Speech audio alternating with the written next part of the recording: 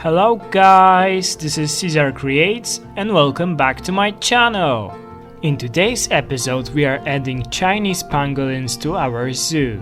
This is also the next episode of building a small mammal house. We've already built habitats for koalas, aardvarks and the giant otters. This habitat will also have an indoor and an outdoor part, just as we did with the aardvarks and the otters. The concept of this small mammal house is that the guests can observe the animals whole year long. Because we are building in temperate biomes somewhere in Europe, the temperatures are changing throughout the year. Chinese pangolins, as well as other animals that we already added, are tropical animals. That means that they probably cannot survive colder temperatures in European winters. So during the colder months, animals are actually closed in the inside part of the habitat and the guests can enter the house and observe them throughout the whole year. During warmer months, animals have access to all the parts of the habitat. Those kinds of buildings are really common in zoos, especially in colder climates. Firstly, we are building the indoor part of this habitat. The Chinese pangolins are one of my favorite animals in the game. They are probably in my top 3 of all the animals. I think that they are super unique, their models look very realistic. They are something not obvious for a zoo game, and they are just such an interesting animal that from the first day that I actually got this game, I was really excited for them. I always like to build the habitats for them. And also I think that they are the smallest animal in the game. Maybe after the koala was added, the koala is smaller, but I never compared them. But actually the small size is what makes them unique. I actually like that they don't need so much space, so we can focus more on the actual design of the habitat, not its size. So yeah, I always come up with something cool for them. This time I wanted to use that they are burrowing animals, which means that they dig up holes or burrows in the ground where they sleep. So I created 2 burrows inside and 1 outside in the rock formation. This inside part of this habitat is really similar to the ones we've built already, because I would like to keep this house very cohesive inside. So there will be this fake background of rocks, just to give it more of a cavey feeling, some more tropical plants, and also some enrichment items and a food bowl. The outside part will be kept more in the temperate biome style. I will use more of temperate biome plants because they can simply survive in this kind of biome, but we'll also add a small water feature for them outside. In last episode we actually built an otter habitat with 2 water pools, one inside and one outside. I really like this build, because I think that it looks super natural. In case you haven't seen that video, I will put the link down in the description and on the screen.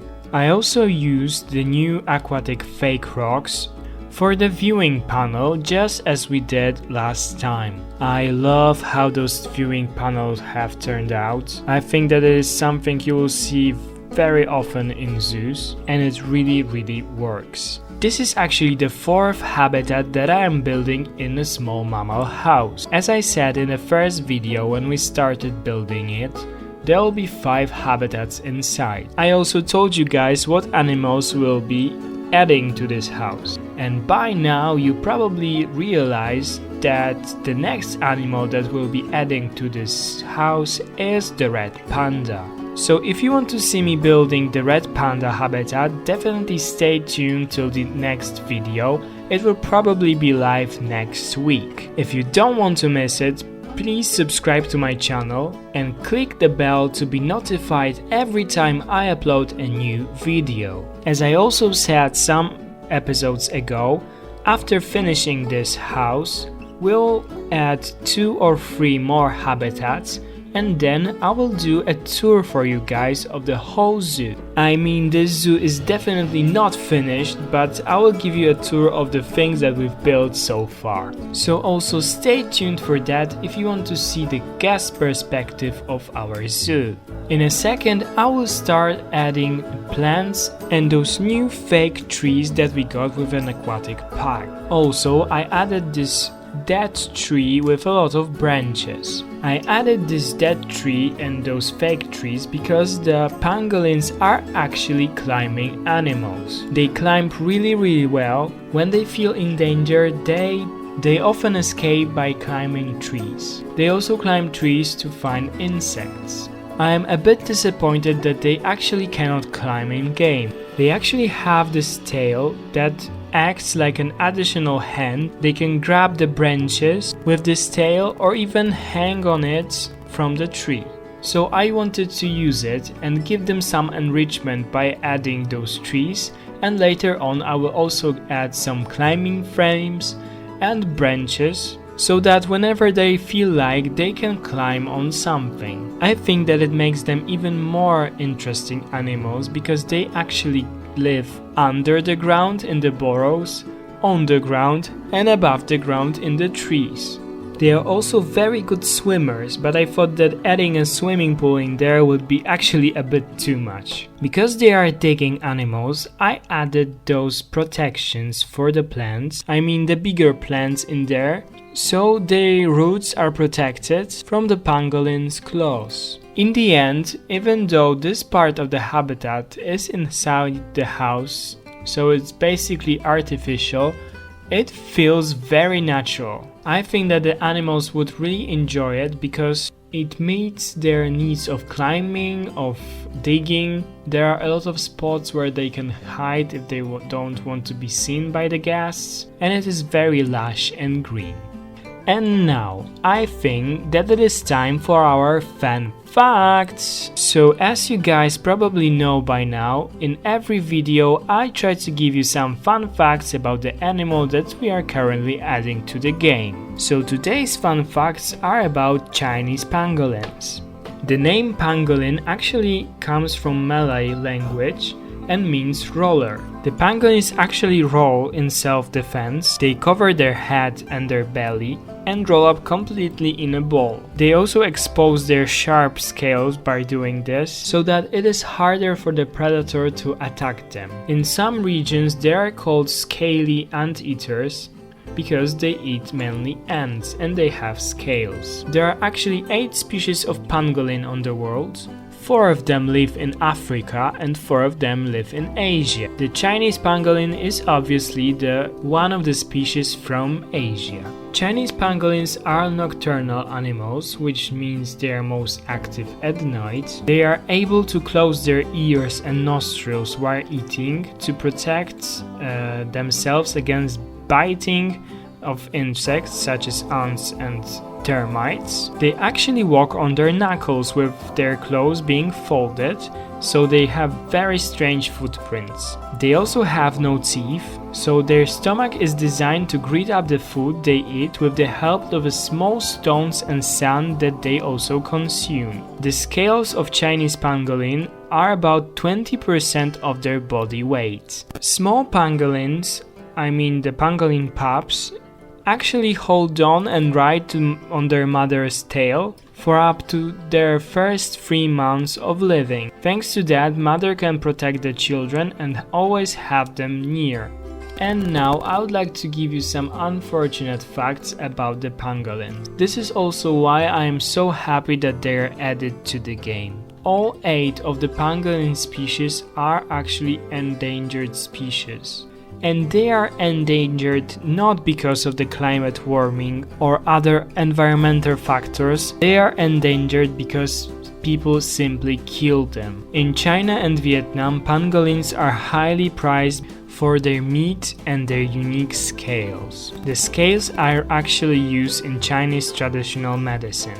While being a great defense mechanism against the predators, the scales are useless against the poachers. Over the last decade, over 1 million pangolins have been illegally taken from the wild to feed the demand in China and Vietnam. Their meat is considered a delicacy, while their scales are used in traditional Chinese medicine as a treat for asthma and rheumatism, and also arthritis. Pangolins breed very hard in captivity, and there are no farms or anything like this of pangolin. So when there is such a high demand for their meat and scales, they are actually being caught in the wild and sold on the wild animal markets in China and Vietnam. You can see many pictures online of pangolins closed in very small cages. Often there are several of them crammed in a very small cage, and thousands of them are killed every month. They also got a very bad reputation now because it was believed that they were a cause of the coronavirus, because the virus is thought to be originating from one of those wild animal markets in China. The Chinese pangolin is considered a critically endangered animal right now, and its numbers continue to decrease. The IUCN estimate that a pangolin is taken from the wild every 5 minutes. It is the most trafficked animal in the world. I just cannot simply understand it.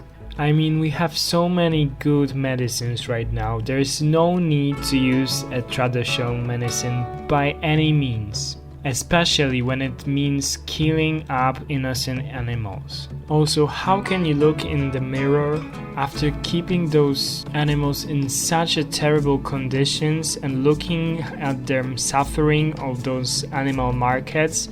I just cannot understand it. And please, if you are watching this, by any means don't support actions like this. When this whole coronavirus situation will end and you happen to be in one of those countries, please by any means don't go to those markets and don't show your support for them. Treating them as tourist attractions is also very bad because it shows the support.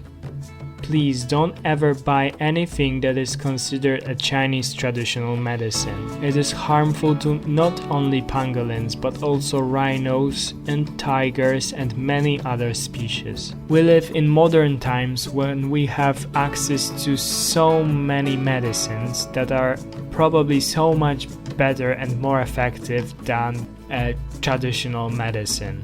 If you are a witness of any illegal wildlife trade, please help by reporting a wildlife crime. You can also help by donating to organizations such as WWF. Those organizations try to force the governments of those countries to ban the selling of pangolins and other wild animals. There is a light in a tunnel because those organizations recently voted to end international commercial trade of all 8 species of pangolin, but they can still be killed, caught in the wild and sold, descaled, alive inside of those countries. I hope that adding pangolins to this game raises the awareness of their issues a bit, at least among the community of the players. That is why I am super grateful that the developers of this game decided to add the pangolins, and they speak up about their issues in the in-game info about the species in the Zoopedia as well as on their social media channels. But as long as we as humans don't change, the future of the pangolins is very dark. Okay, but let's think about some brighter things and let's go back to our video. As you could see, we already started to build the outside part of this habitat. This left side of this building is more true to the actual inspiration of this building, which is the Öhringen Petting Zoo in Germany. That's why I extended those wooden planks. I think that they are called ribs, because the actual building has something really similar with an animal habitat inside of those ribs. Obviously the real habitat is much smaller. I think that there are actually some birds living there, not small mammals. I really like how this has turned out in the end. There's a very unique design of the habitats. Also, because the pangolins are actually climbing animals, let's pretend that there is some sort of netting up between those wooden planks or wooden ribs to prevent animals from climbing out of the habitat. If we ever get any chain link or netting building pieces in game, I will make sure to add them there. As I already told you earlier, this outside part has a small water feature with an waterfall coming out from the wall, from the rocks. There's another cave for the animals inside the rock formation. There are a lot of temperate plants in there and some enrichment items, so that the animals will use the whole habitat. I also use those plants protections here outside for the bigger plants and added the plants with wider branches for the animals to climb. Of course, let's pretend that they would actually climb them. By the end of this video, you will also be able to see me building an backstage area for this habitat. I use some things from the workshop just not to make this video too long. As I say in all my videos, every time I use something from the workshop, I always list those things down in the description so that you guys can download them yourselves if you want to. I also want to give a big shout out to people who did them because they are simply amazing. I love how this habitat has turned out. I think that it is by far my favorite habitat of all the Small Mammal House. It feels very natural, it feels very realistic. I think that if you saw a Chinese pangolin in zoo, it would have a very similar habitat. That is all that I have for you today, guys. Please enjoy the rest of this speed build. There will be some cinematic shots at the end of this video to show you the whole habitat, so definitely stay tuned till the end. I hope you liked my video. If you did, please give it a big thumbs up. Please comment down below if you liked it, or if you have any recommendations how I can improve my video, or if you have any words of support for our lovely pangolins. Ring the bell if you want to be notified every time I upload a new video. And please subscribe if you haven't already, if you want to see me building more realistic zoo habitat and you are looking for some inspirations for your virtual zoos. Thank you guys for watching, have a lovely day, and I'll see you in the next one. Bye guys!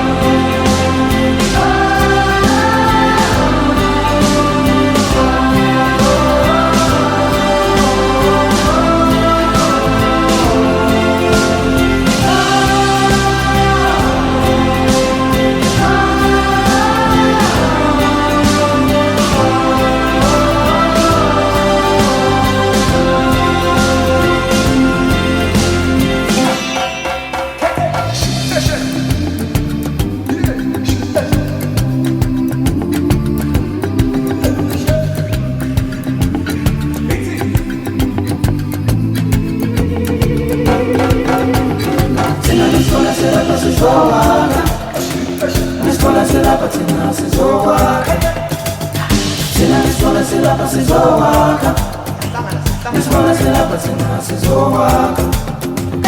Thina nesibona silapha sizowakha.